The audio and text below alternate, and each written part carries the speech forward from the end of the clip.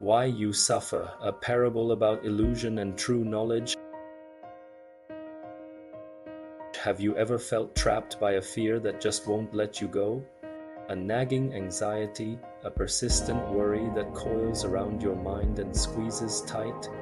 What if I told you that most of our suffering, the deep, gut-wrenching kind, doesn't come from the world itself, but from how we see it? Today, we're going to explore one of the most profound stories ever told, a simple parable that holds the key to understanding why we suffer and how we can find freedom. It's a foundational teaching in yoga philosophy known as Advaita Vedanta, and it's called the parable of the rope and the snake.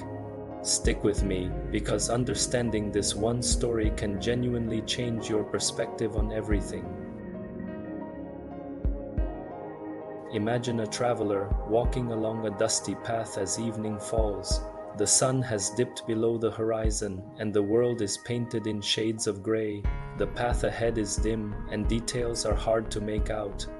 As he walks, his foot suddenly brushes against something on the ground, something long and coiled. Instantly, his heart hammers against his ribs. Terror shoots through him. A snake. A deadly, venomous snake, coiled and ready to strike. His body freezes on the spot. His breathing becomes quick and shallow. His mind floods with horrifying images of fangs and poison. He is completely paralyzed by the terrifying picture his own mind has created.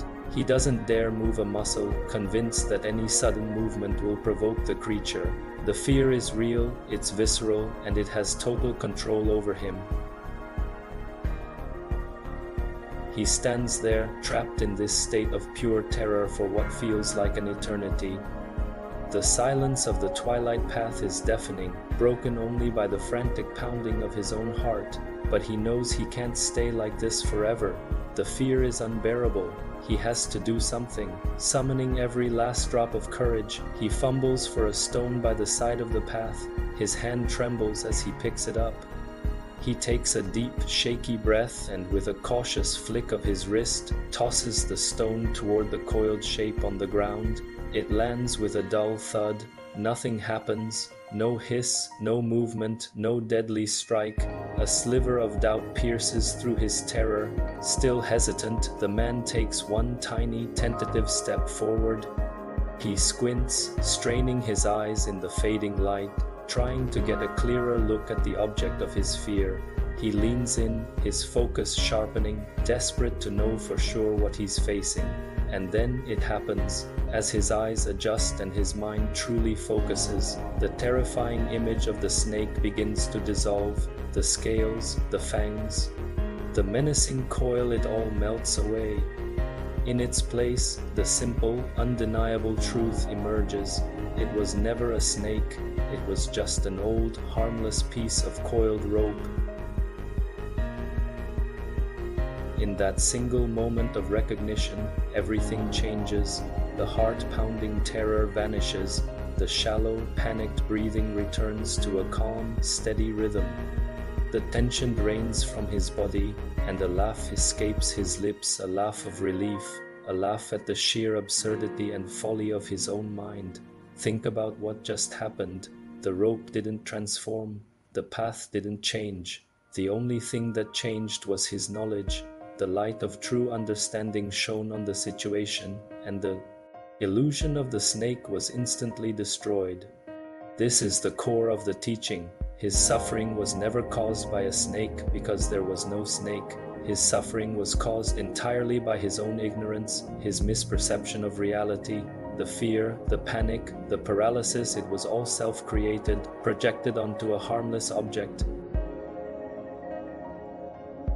This parable is a metaphor for our own lives. How many snakes do we create in our minds? We see a rope, a challenging project, a difficult conversation, an uncertain future, and our minds, clouded by the twilight of ignorance, project a terrifying snake onto it. We suffer from anxiety about what might happen, fear of failure, or dread of judgment. We become paralyzed by these mental creations. The solution then isn't to fight the snake. The solution is to find more light. to bring the light of awareness, of true knowledge to the situation. When we look closely, when we investigate our fears with courage and clarity, we almost always find that the terrifying snake is just a harmless rope. The problem wasn't the situation itself, but our interpretation of it. Spiritual liberation isn't about gaining something new or becoming someone different. It's about removing the ignorance that makes us see snakes where there are only ropes. It's about seeing reality as it is. The moment we do, the suffering disappears on its own, just like the traveler's fear. So the next time you feel that grip of fear, ask yourself, am I seeing a snake or am I seeing a rope in the dark? What would happen if I brought a little more light to this situation? Thank you so much for joining me on this journey today. If this story resonated with you, please give this video a like and share it with someone who might need to hear it. And don't forget to subscribe for more insights on the path to clarity and peace. I'll see you in the next one.